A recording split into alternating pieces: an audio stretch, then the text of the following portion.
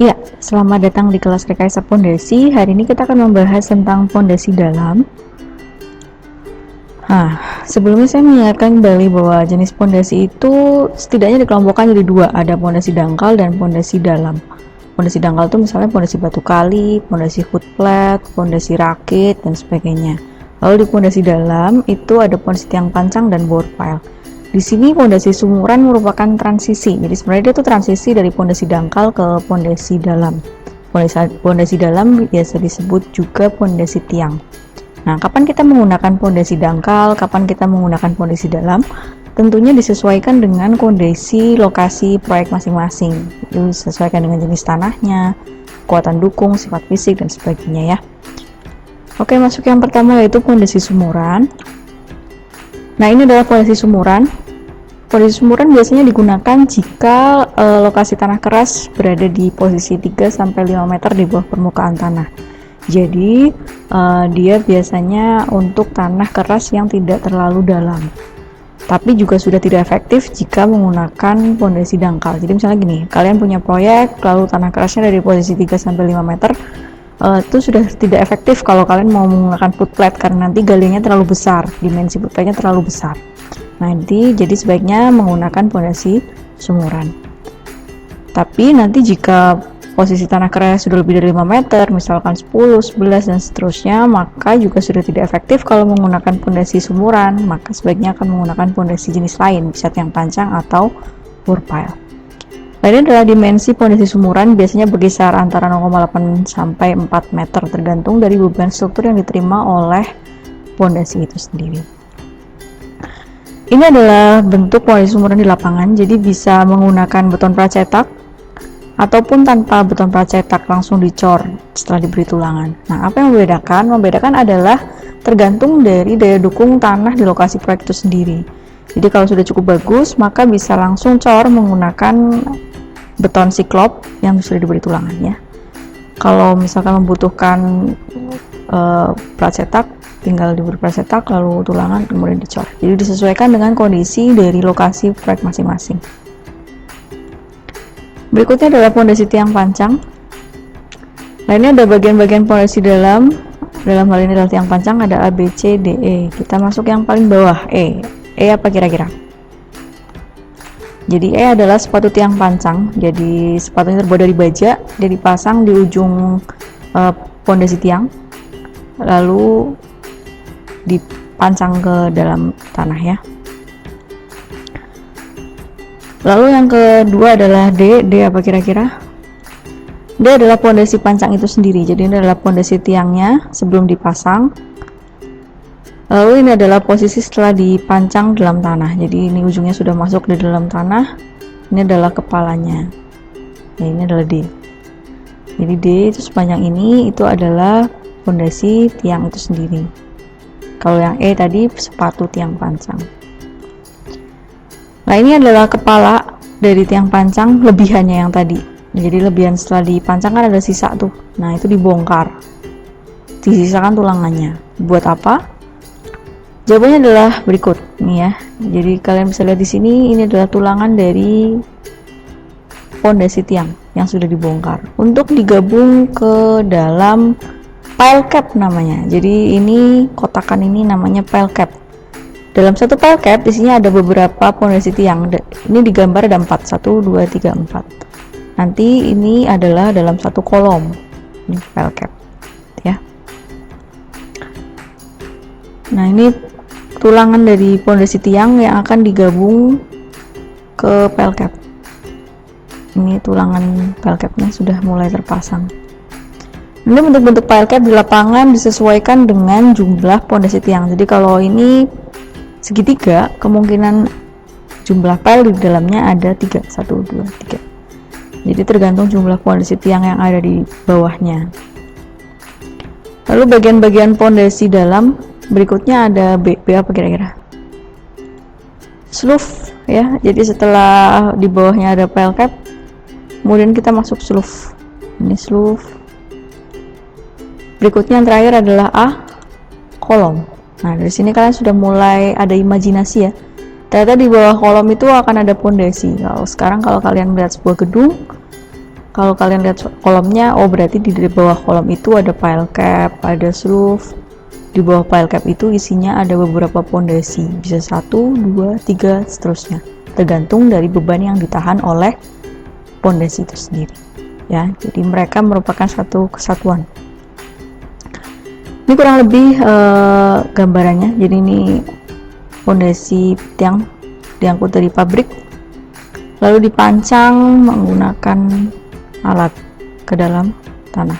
Ini jumlahnya ada banyak nih, 1, 2, 3, 4, 5. Nanti kita akan belajar bagaimana sih menghitung jumlah pondasi dalam satu pile cap. Oke, sekarang masing-masing pondasi tiang ada 2, material penyusun dan bentuk penampang tiangnya. Nah, ini material penyusunnya ada 4, dari kayu, beton plat cetak, beton plat tegang, dan baja, profil baja lebih tepatnya. Ya, jadi bisa kayu, beton plat cetak, beton plat tegang, maupun profil baja. Apa yang membedakan kira-kira? Kekuatannya.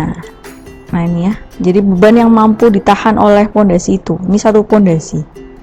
Dari sini kita bisa lihat nih ya.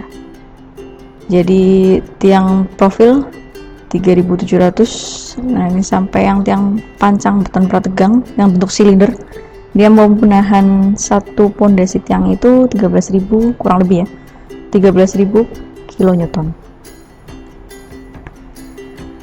Nah, ini berdasarkan bentuk penampang. Kalau tadi berdasarkan bentuk materialnya ada kayu, beton plat cetak, beton plat tegang, dan profil baja. Kalau berdasarkan bentuk penampang, dia ada bulat atau silinder ya, lalu ada segitiga dan persegi. Nah, jadi sebenarnya di lapangan itu pondasi tiang pancang atau pile itu dibedakan jadi 2, ada mini pile dan maxi pile. Nah, kalau yang mini pile itu bentuknya biasanya segitiga dan persegi. Jadi dia bentangnya tidak terlalu panjang. Nah, kalau yang maxi pile itu bentuknya silinder atau bulat nih. Nah, ini adalah nih ya, kalian bisa lihat di sini. Yang membedakan beban daya dukung yang mampu ditahan 30 ton, 40, 60. Lalu pelaksanaan pondasi tiang pancang. Jadi kenapa dia disebut tiang pancang? Karena dia dipasang di tanah dengan cara dipancang. Jadi itulah yang membedakan antara pondasi tiang pancang dan bore pile. Itu pada metode pelaksanaannya. Nah, ini adalah cara pemasangannya. Jadi dicek koordinatnya lalu diangkat. Nah, di sini yang perlu diperhatikan adalah proses pengangkatan tiang pancang. Jadi kalian tadi sudah melihat bahwa tiang pancang bentuknya silinder panjang gitu ya. Nah, itu kita ngangkatnya tidak boleh sembarangan, harus di titik yang sudah ditentukan. Karena kalau tidak atau kita sembarang dalam mengangkat, maka dia bisa patah. Nah, ini adalah titik-titik pengangkatan tiang pancang. Jadi kalau nagnya seperti ini, setengah L, seperempat, dan seterusnya. Ini ya, ini sudah ditandai. Nah, kalau di lapangan nadanya gimana? Apakah harus diukur? Tidak. Jadi kalau di lapangan sudah ditandai. Ini adalah yang digunakan untuk mengangkat pondasi tiang. Ini pelaksanaannya pondasi tiang di lapangan. Dia menggunakan silinder beton plat tegang. Nah, ini proses pemancangannya dapat menggunakan diesel hammer maupun hydraulic jack. Ya, jadi kalian bisa memasang pondasi tiang ini dengan 2 metode. Itu tentang pondasi tiang pancang. Jadi yang membedakan pondasi tiang pancang dan pondasi bore pile adalah metode pelaksanaannya. Oke, pondasi bore pile. Nah, ini yang langkah-langkahnya. Jadi penentuan lokasi bore pile, lalu dibor, ini dibersihkan, dibor, dipasang tulangan, lalu dipasang casing jika perlu, lalu dibor, dicor. Nah, selesai. Secara umum seperti ini. Lalu metode pelaksanaan bore pile ada 3. Jadi metode kering, basah, dan casing. Metode kering ya biasa, jadi dia dibor sampai kedalaman yang ditentukan, dipasang tulangan, dicor, selesai. Itu metode bore pile, metode kering. Bore pile metode kering. Nah, kalau metode basah berarti digali lalu ada larutan bentonite. Jadi dia dimasukkan cairan di sini. lalu dibersihkan, tulang dimasukkan, terus dicor. Sama aja, bedanya adalah dengan memasukkan larutan bentonite. Ini adalah metode basah. Nah, biasanya kapan kita menggunakan metode basah? Jika pada saat ngebor itu kita ketemu muka air tanah. Nah, di sini, ini ada muka air tanah di sini. Ini ya, ada muka air tanah. Maka kita menggunakan metode basah, nggak bisa kita menggunakan metode kering. Lalu berikutnya adalah metode casing. Metode casing itu jika tanah di sekelilingnya itu mudah longsor, maka harus dibuat casing. Jadi misalkan kita mau ngebor sampai kedalaman 12 meter. Nah, kalau kita langsung bor 12 meter, maka dia akan runtuh.